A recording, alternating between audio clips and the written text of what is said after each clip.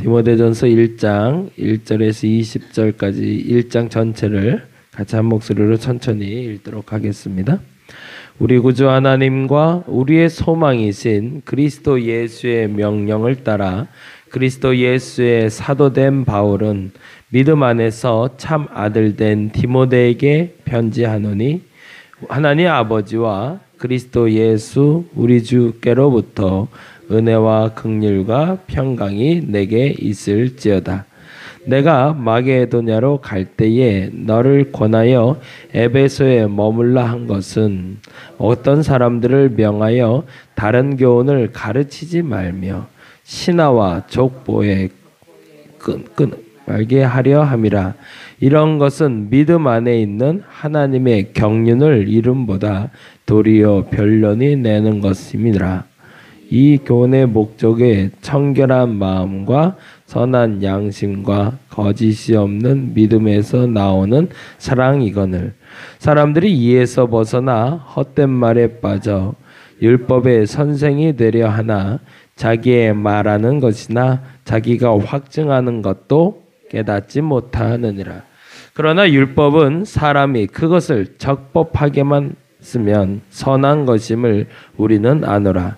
알 것은 이것이니 율법은 옳은 사람을 위하여 세운 것이 아니요 오직 불법한 자의 복종하지 않는 자와 경건하지 아니한 자와 죄인과 거룩하지 아니한 자와 망령된 자와 아버지를 죽이는 자와 어머니를 죽이는 자와 살인하는 자며 음행하는 자와 남색하는 자와 인신매매를 하는 자와 거짓말하는 자와 거짓 맹세하는 자와 기타 바른 교훈을 거스르는 자를 위함이니 이 교훈은 내게 맡기신 복되신 하나님의 영광의 복음을 따름이니라.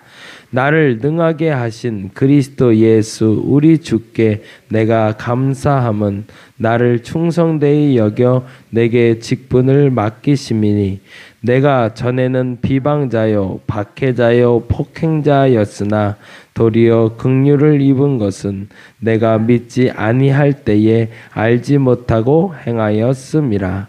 우리 주의 은혜가 그리스도 예수 안에 있는 믿음과 사랑과 함께 넘치도록 풍성하였도다. 미쁘다 모든 사람이 받을 만한 이 말이요 그리스도 예수께서 죄인을 구원하시려고 세상에 임하셨다 하였도다. 죄인 중에 내가 괴수니라. 그러나 내가 긍휼을 입은 까닭은 예수 그리스도께서 내게 먼저 일체 오래 참으심을 보이사 후에 주를 믿어 영생 얻은 자들에게 본이 되게 하려 하심이라. 영원하신 왕 곧 썩지 아니하고 보이지 아니하고 홀로 하나이신 하나님께 존귀와 영광이 영원 무궁하도록 있을지어다. 아멘. 아들 디모데야, 내가 내게 이 교훈으로서 명하노니 전에 너를 지도한 예언을 따라 그것으로 선한 싸움을 싸우며 믿음과 착한 양심을 가지라. 어떤 이들은 이 양심을 버렸고 그 믿음에 관하여는 파산하였느니라. 그 가운데 후메네오와 알렉산더가 있으니 내가 사단에게 내준 것은 그들로 훈계를 받아 진성을 모독하지 못하게 하려 함이라. 아멘. 아멘. 5절과 19절 말씀에는 동그라미를 좀 해놓으세요. 디모데전서의 주제가 되는 것은 1장 5절과 1장 19절입니다. 그래서 그 두 부분만 체크해 놓으시고 같이 보시면 좋겠습니다. 조성득 집사님이 캄보디아를 가셨죠? 네.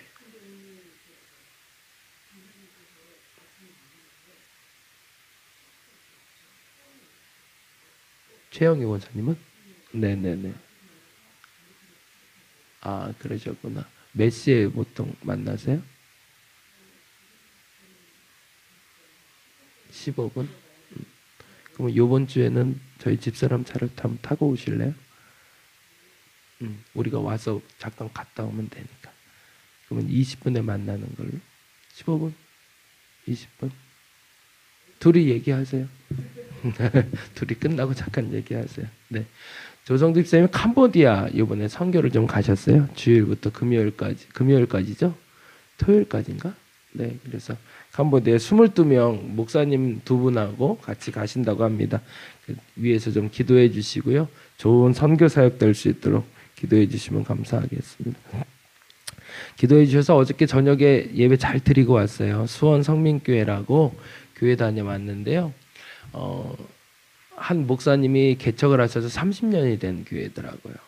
굉장히 예쁜 교회 아담하게 잘 지어놓고 그리고 예쁜 성도들하고 신앙생활 하고 계신데 어제 저하고 이제 연락돼서 오신 분 얘기 들어보니까 그분은 개척한 지 1년 만에 아마 윤건사님하고 비슷한 그런 케이스 같아요. 그래서 개척한 지 1년 만에 같이 성도가 된 분인데 그 세 자매가 있더라고요. 그래서 19살 때 그 목사님 만났고 뭐 20살 때 만났고 뭐 그랬는데 그렇게 벌써 30년 되다 보니까 큰언니는 이제 50이 됐고 네 이렇게 됐더라고요. 그래서 한결같이 한 곳에서 꾸준히 이렇게 성장한 굉장히 예쁘고 아담한 교회였습니다. 그래서 너무 감사하게 말씀 잘 전하고 왔고요. 그 전통 잘 지켜나가서 행복한 교회 됐으면 좋겠다고 생각했고 보니까 목사님이 30년 전인데 선교의 비전이 굉장히 있으시더라고요. 그래서 그렇게 크지 않은 교회인데 선교지 13군데나 돕고 계시는데요. 첫 번째 선교지가 터키더라고요.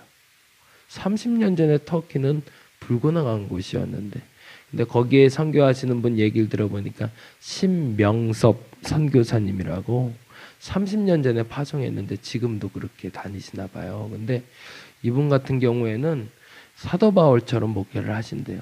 무슨 말이냐고 그랬더니 터키가 아직도 복음의 문이 열리지 않잖아요. 그러면 수시로 쫓겨난대요. 수시로. 그러면 터키에 있다가 쫓겨나면 또 다른 데 갔다가 거기서 잠깐 머물다가 다시 가서 사정 살피고 또 오고 계속 그 일을 지금 30년째 반복적으로 하고 계시다고 합니다. 그래서 그 사역을 계속 좀 잘 지속해가고 있는 교회인데 앞으로 좋은 교제가 좀 있었으면 좋겠다 싶고 그래서 어른 목사님 만나서 좋은 또 덕담도 나누고 왔습니다. 특히 기도해 주셔서 은혜 가운데 잘 마치고 왔습니다. 감사합니다. 11월 달엔 제가 둘째 주, 셋째 주에 아마 집회를 나가게 될 것 같습니다. 그때마다 제가 좀 말씀드리도록 하겠습니다. 디모데전서 후서는 이제부터 디모데전서, 디모데후서 그리고 디도서는 우리가 잘 아는 대로 목회서신이라고 부릅니다. 지금까지 살펴봤던 데살로니가 전후서 전에 이제 우리가 옥중서신이라는 걸 좀 살펴봤고 데살로니가 전후서는 사실은 최초에 쓴 서신이다라고 얘기를 드렸고요. 그리고 빌립보서, 골로새서, 빌레몬서, 에베소서는 옥중서신이다라고 그래서 로마의 가택연금 상태에서 썼다라고 말씀드렸죠.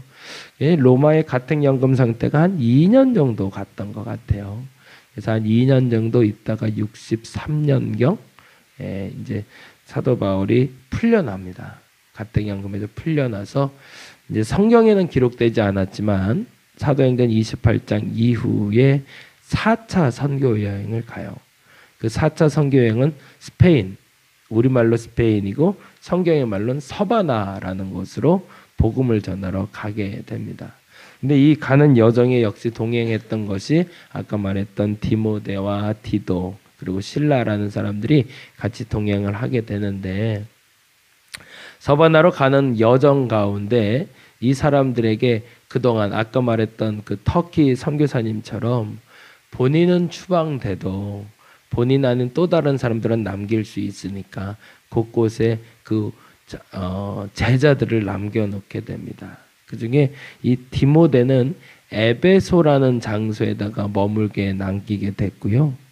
그리고 골로새라는 곳에는 디도를 남기게 됩니다. 그리고 남겨놓고 사도 바울이 또 다시 추방이죠. 또 추방됐다가 그들에게 편지하고 근데 안타깝지만 본인은 가지 못하는 그 간절함으로 그럼에도 불구하고 디모데가 이 교회를 건강하게 잘 키워갔으면 좋겠다는 바람에서 기록하게 된 것이 바로 디모데 전서가 됩니다. 그래서 디모데 전서는 어느 정도 이제 교회가 형성되고 안정돼 가는 가운데 말 그대로 2대 목사님이죠. 1대 초대 목사님이 아니라 2대 목사로서 무엇을 해야 될지를 말해주는 것이 디모데 전서라면, 디모데 후서는 사도 바울이 돌아가시기 직전에 쓴 서신입니다. 그래서 그 디모데 후서에는 사도 바울의 간절한 마음이 담겨 있어요. 마지막 때 유서와 같이 남긴 디모데 후서를 보면서 우리는 사도 바울의 그 마지막 말을 한번 듣게 될 겁니다.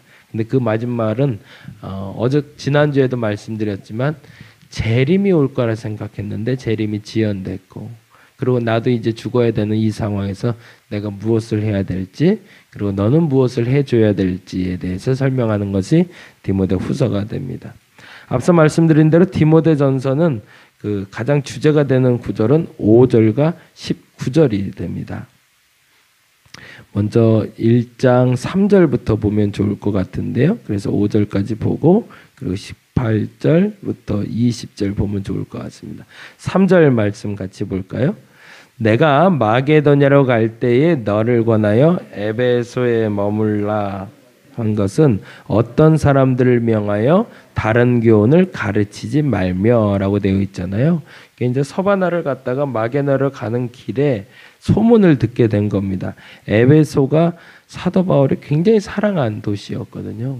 근데 이 도시에 또 문제가 발생한 것을 들었는데 어떤 사람들이 다른 교훈을 또 가지고 온 걸 들었습니다. 이게 초기 영지주의, 동그라미 한 놓고 한번 그렇게 적으시면 좋겠는데 초기 영지주의다라고 좀 적어 놓으시면 좋겠습니다. 초기 영지주의. 근데 이 영지주의가 나타날 수밖에 없는 배경이 된 게 데살로니가 전후서에 나타났던 재림의 문제였습니다. 영지주의는 크게 두 가지로 나타나는데요. 영지주의의 가장 근본적인 특징은 영과 육이 나뉘어져 있다는 겁니다. 그러니까 영적인 것이 육적인 것에 지배받지 않는다는 전제 속에서 성경을 해석해 가기 시작하는데, 그러다 보니까 두 가지의 극단적인 형상이 나타나서 영과 육은 전혀 상관이 없는 거니 육은 마음대로 해도 돼. 그러니까 뭐 죄를 지어도 되고 타락해도 되고, 왜냐하면 그 육이 영을 절대 지배하지 못하니까. 그러니까 그냥 마음대로 놔둬도 된다는 측이 있었고, 그러니까 방탕하게 사는 부류가 있었고, 또 하나의 부류가 있었는데 영과 육이 함께하지 못하는데 육은 지저분하니까 이 육은 자꾸 해코지해야 돼, 없애버려야 돼 라고 얘기해서 혹독하게 수련을 하는 사람이 생겼던 겁니다. 굉장히 양극화죠. 하나는 방치시키는 거고, 육이 마음껏 방탕하고 타락해도 상관없다고 말하는 영지주의자들이 있었고, 또 하나는 아주 극단으로 가서, 그래서 여러분 잘 아는 수도원에 자꾸 스스로 매질하는 거 있잖아요. 탁탁 치면서 졸지 못하게 만들고, 그리고 몸이 나쁜 생각을 하지 못하게 자기를 해코지하는 그러한 행동들이 영지주의자들 중에서 나타나기 시작했던 겁니다. 근데 그 자체를 에베소에서 조금씩 생성되어 가는 모습을 보고 그 뿌리를 든든히 하기 위해서 디모데를 파견하게 된 거죠. 그리고 4절 말씀에 다음과 같이 되어 있습니다. 읽어볼까요? 신하와 족보에 끝없이 몰두하지 말게 하려 함이라. 이런 것은 믿음 안에 있는 하나님의 경륜을 이름보다 도리어 변론을 내는 것이라고. 일단 변론에는 동그라미를 좀 해두세요. 아까 말했던 다른 교훈은 영지주의를 말한다면, 변론은 그리스도인들에게 가장 하지 말아야 될 행동 중에 하나입니다. 그건 뭐냐면, 제가 전도 폭발을 배울 때 계속 반복해서 들은 얘기인데요. 논쟁하지 마라 그러더라고요. 복음을 전하는 건 굉장히 중요합니다. 근데 복음을 전하면서 싸우지 말라는 겁니다.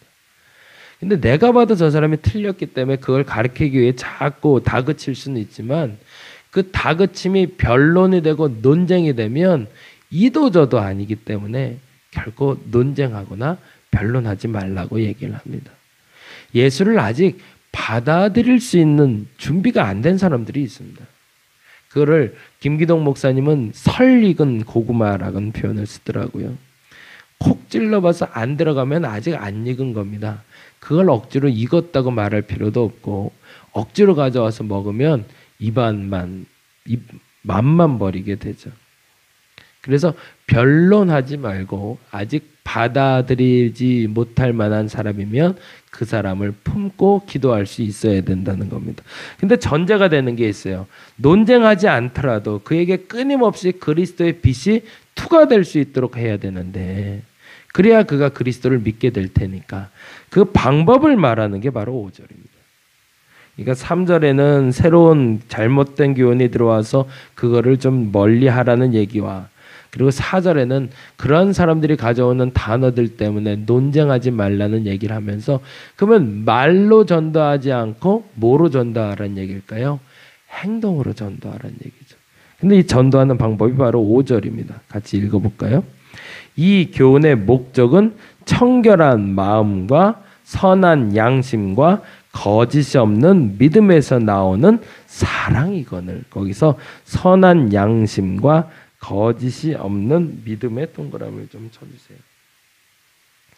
그리고 선한 양심에는 진실이라고 써주시고, 거짓이 없는 믿음에는 신실이라고 적어주세요. 이게 사실은 사도 바울이 지금 에베소 교회를 회복시킬 수 있는 열쇠로 말하고 있는 건 두 가지였던 겁니다. 진실함과 신실함. 너의 말이 아니라, 변론이 아니라, 너의 지식이 아니라 너의 진실함과 너의 신실함으로 그들을 회복시키라는 겁니다.